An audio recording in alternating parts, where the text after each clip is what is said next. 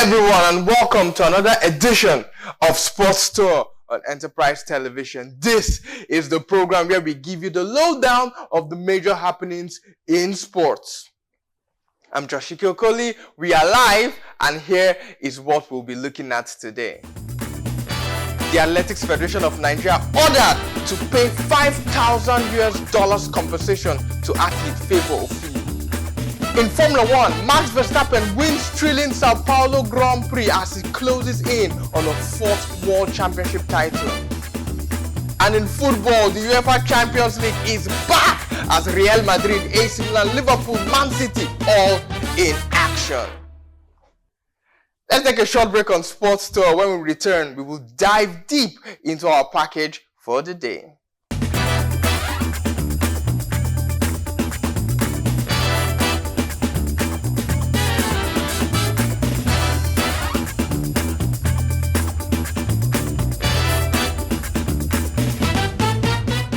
Welcome back to Sports Tour on Enterprise Television, and let's say that a report by the investigative committee set up by Nigeria's former Minister of Sports Development, Senator John Eno, has recommended a $5,000 compensation for athlete Favour Ofili following Nigeria's negative exposure at the Paris Olympics. And according to the committee, evidence revealed, however, that the Secretary General of the AFN, Mrs. Rita Monsindi, was negligent in her duty of communicating to the Ministry of Sports Development and the Nigeria Olympic Committee information about Favour Ofili's event status in a reliable and timely manner.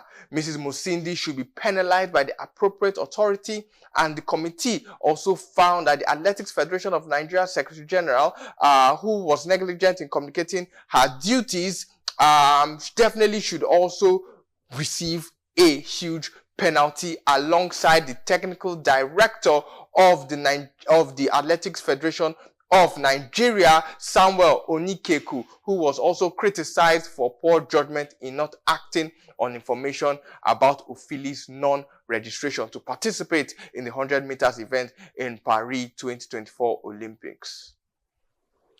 And joining us virtually, I have the amazing Kingsley Akpan, sports presenter, sports writer, analyst, and producer. Welcome to the program, Kingsley. It's good to join you, Josh. Josh, too sporty. Come a long way back. Let's talk sports. Definitely. So, is $5,000 worth the trauma, what the stress, what the 4-year sacrifice that led to Favour Ofili missing out on participating in the 100 meters event in Paris? And also, Nigeria, we did not win any single medal in Paris. Is $5,000 compensation enough?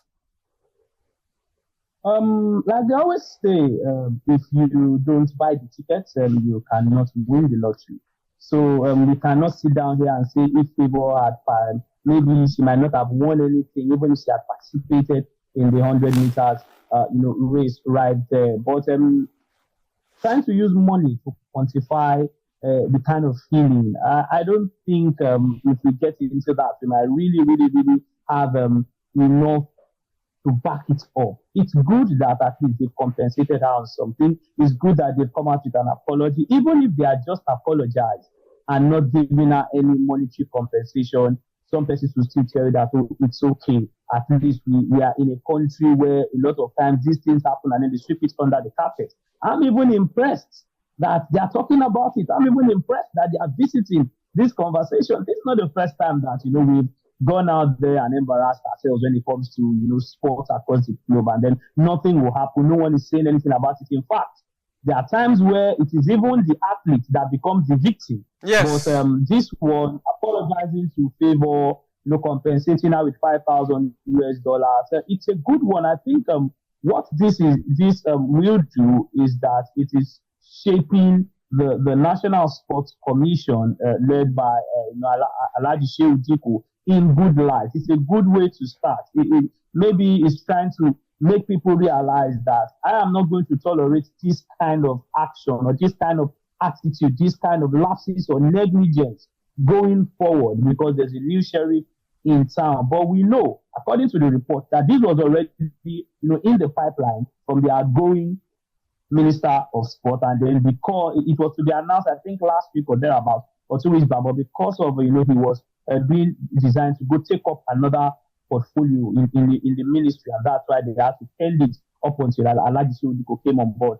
For me, I just feel that instead of waiting for all of these things to happen and then we now punish somebody, let's do the right things. Let's just put our house in order. You look at the level of people who are in the administrative positions, and you can tell that these people should know what to do. So when you see the actions that they depict, I'm always surprised because you meet them one-on-one, they talk to you, and you can tell that, oh, these people, they are deep, they are seasoned, they know what they ought to do. So what now happens when it gets to taking care of athletes, doing the right thing, making athletes prepare and all of that?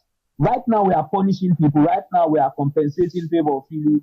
We should be preparing for the next Olympics. Yes. We shouldn't wait until 1 year to the Olympics, and then we have another debacle. So for me, good one, but let's do the right thing. I think I'm tired of all of this having one issue or the other. Before the last Olympics was the previous one where we had Nigerian athletes. More than 21 athletes having issues with doping registrations too. You understand? In fact, in the report, we even they also even have to speak to the cyclists to tender an apology because she posted something on X that they didn't put the country in good light and all of that. We need to find a way. You see, this organization should come from top to bottom. Yes. Top is the administration, bottom is the athlete. So, image maker, people who put out press statements, people who take care of their welfare, everything should be put in black and white, and then let us follow it to the letter, and not just allowing these athletes to be on their own and then they get to post some things. Let's educate them. Let's give them orientation. We go for refresher courses, both the athletes, their management, and we are going to enjoy sports in Nigeria. I believe that. Oh, thank you very much, Kingsley Akpan. We'll come back to you later on the program. In Formula One, Max Verstappen has stormed a remarkable victory in a frenetic, wet, thrilling Sao Paulo Grand Prix. The Dutchman climbing through the field from an original starting position of P17 to score his first race win since June amid serious weather conditions in Brazil, and a huge drama along the way, which also saw Alpine score a double podium result in Formula One. The chaos started before the event had even got underway, after Aston Martin driver Lance Stroll spun off during the formation lap, leading to some confusion over the aborted start procedure as pole sitter and title rival Lando Norris led a number of cars away while others stayed on the grid, meaning that Norris, George Russell, Yuki Tsunoda and Liam Lawson will be investigated for a start procedure infringement. And when the Grand Prix did begin, Russell enjoyed a stronger launch and led from Norris, while Verstappen worked his way through the pack in the early stages. And as the event unfolded amid changing levels of rainfall, a red flag was thrown on lap 32 following a crash for Argentina's Franco Colapinto in the Williams. Shortly after, Russell and Norris had lost out by pitting just as a virtual safety car period ended. This meant that Esteban Ocon was the lead car from Verstappen and Pierre Gasly when the race resumed with a little over half distance remaining. But after another restart following a safety car appearance due to a crash by Carlos Sainz, who drives for the Ferrari, Verstappen went into the lead and from there looked untouchable. The Dutchman going on to take the checkered flag with a margin of 19.477 seconds. It proved to be a dream day for Alpine, with Ocon and Gasly holding on to P2 and P3 to score a double podium, resulting in the team making an extraordinary jump from 9th to 6th in the constructor standings, 33 points in the bag for Ocon and Gasly in Sao Paulo. George Russell ended the race in 4th for Mercedes, ahead of Charles Leclerc in Ferrari, with Lando Norris following what was surely a disappointing 6th as the Briton loses ground to Verstappen in the Drivers' Championship races. McLaren McLaren teammate Oscar Piastri crossed the line in 7th, but was hit with a 10-second time penalty for a collision with Lawson, dropping the Australian down to 8th. And this promoted Japanese driver Yuki Tsunoda up into 7th, making it a double point celebration for RBV Cup as Lawson ended the race in 9th. Lewis Hamilton, 7-time champion, scored the final point on offer after working his way forward for Mercedes and fending off a charging Sergio Perez in the later stages, leaving the Red Bull driver in P11. Let's move over to football and tell you that the UEFA Champions League returns on Tuesday with the first 9 games of match day 4. First off, we have PSV Eindhoven taking on Girona. Slovan Bratislava would host Dinamo Zagreb. In other games, we'll also see RB Leipzig. RB Leipzig would travel to Celtic. They're going to face the Scottish side out there in the Champions League. Bologna will host AS Monaco in Italy. Borussia Dortmund will take on Sturm Graz. Liverpool will trade tackles by Leverkusen. And Lille Los Metropole will face Juventus. Sporting Lisbon, Ruben Amorim will host Manchester City. And Real Madrid will take on AC Milan. Once again, I have the amazing Kingsley Akpan. The amazing Kingsley, Real Madrid against AC Milan, the 2 most successful sides in the Champions League. Man City against Sporting Lisbon, injury-plagued Manchester City. What games are we looking forward to this to Tuesday's Champions League fixtures? And of course, can AC Milan cause an upset in the Bernabeu? Okay, let's start from there. Real Madrid AC Milan. You look at it right now. I don't think both teams look settled coming into the new season. At the end of last season, we looked at Real Madrid, the best team in the world. They won the La Liga, they won the UEFA Champions League, and then they had the guts to go bring in a certain Kylian Mbappe. A lot of people just felt, oh, Madrid should cruise, Madrid should win everything, and like 10 games into the new season, you can see that this Madrid team are not Madriding at all. You know, they don't have that killer instinct. Barcelona beat them 4-0 at the El Clasico. In fact, in the last match day of the Champions League, Real Madrid were 2-0 down against Dortmund. If only Luis Sainz did not panic and take out an attacker or a defender, maybe they would have beaten Real Madrid. Yeah. Right there. So playing against AC Milan, look at AC Milan also have not started the season like a house on fire.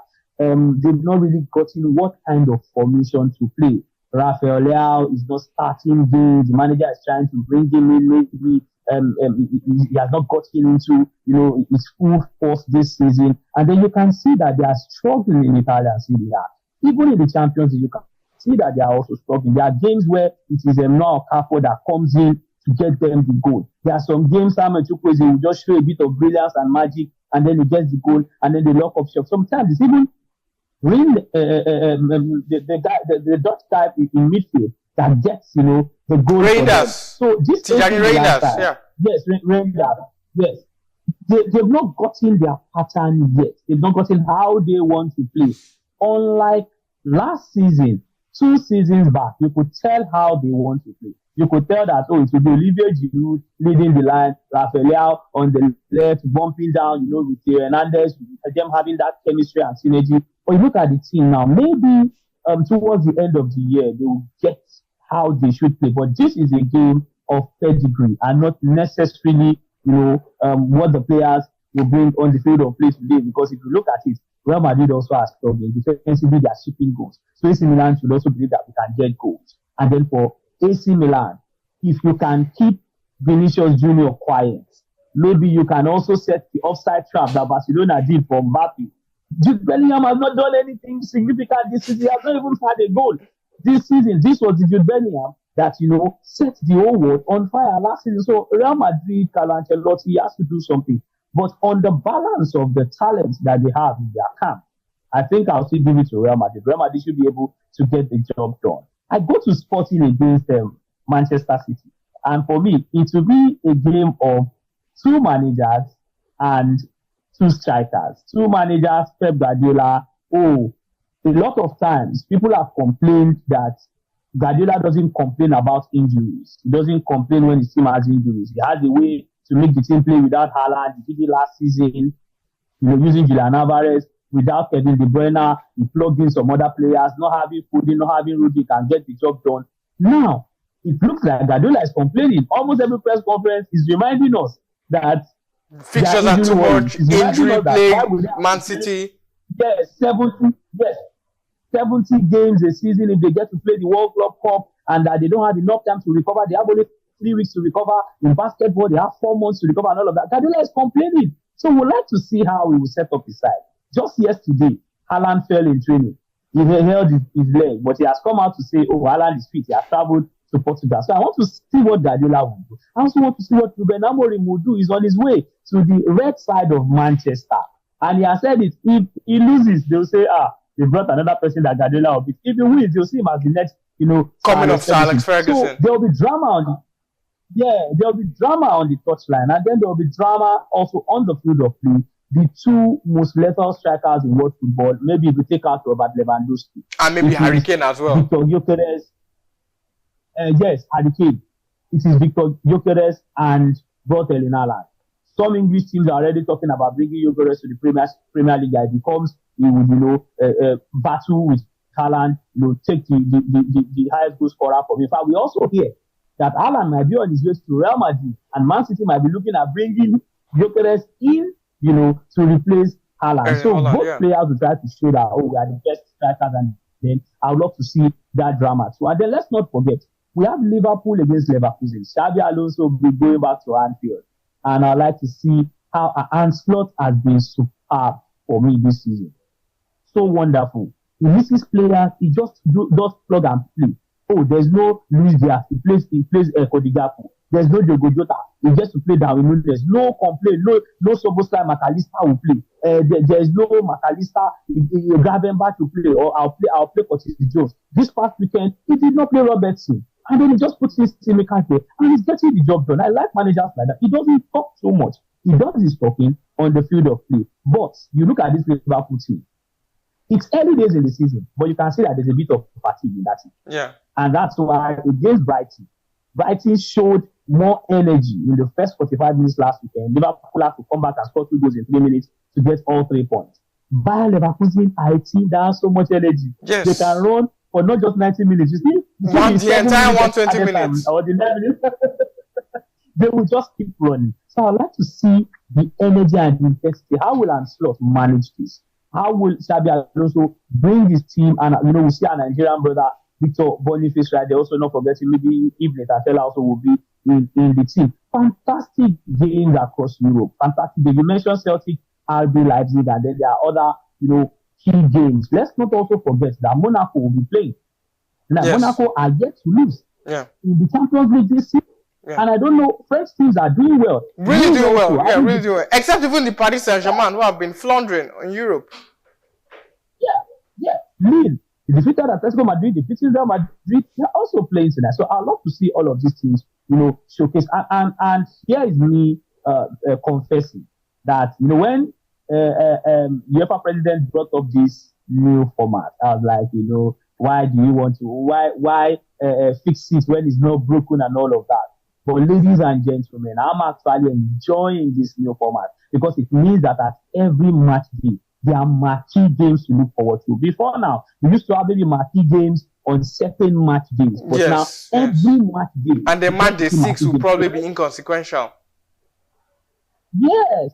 So you tonight we get to see Liverpool, Bayer Leverkusen. We get to see Real Madrid, AC Milan. AC Milan. Again, between teams that have won 22 Champions League titles. You understand? And then tomorrow, there's Inter Milan, Arsenal. Yeah. So you see that they are matching games every match day. So kudos to UEFA. Definitely. Kudos to UEFA. But I just feel that let's find a way to reduce games for these players so that these players don't collapse one day on the pitch. Definitely. Thank you very much, Kingsley Akpan, the amazing Kingsley. Thank you for your incisive analysis on Sports Store on Enterprise Television. Well, that's how much we can take on Sports Store for today. Endeavor to subscribe to our YouTube channel. We are Enterprise TV 7 on YouTube, Click the notification bell to get alerts on our new YouTube videos. Follow us on all our social media platforms. We are Enterprise TV 7 on YouTube, Instagram, X, and TikTok. Like, share, and engage with our content, and also visit our website www.enterprisetv.com, where we give you all the hot stories on the go, the live updates, the exclusives, and the news you can use. Moreover, if you want to partner with us on Enterprise Television, you want to place your product on our platform, and for all sponsorship, commercial, and advertising inquiries, kindly send a mail to enterprisetv7@gmail.com or send a DM to our aforementioned social media handles at Enterprise TV7. And before we go, let's leave you with this quote from Kerry Walsh, legendary American beach volleyball player. He said, and I quote, "The world is your mind playing tricks on you. You just need to say one more step. I can do this. I have more in me, and definitely you'll be proud of yourself once you push past your threshold." End quote. I'm Joshua Okoli, and I want to thank you for the privilege of your time. Until we meet again, it's goodbye and hasta luego.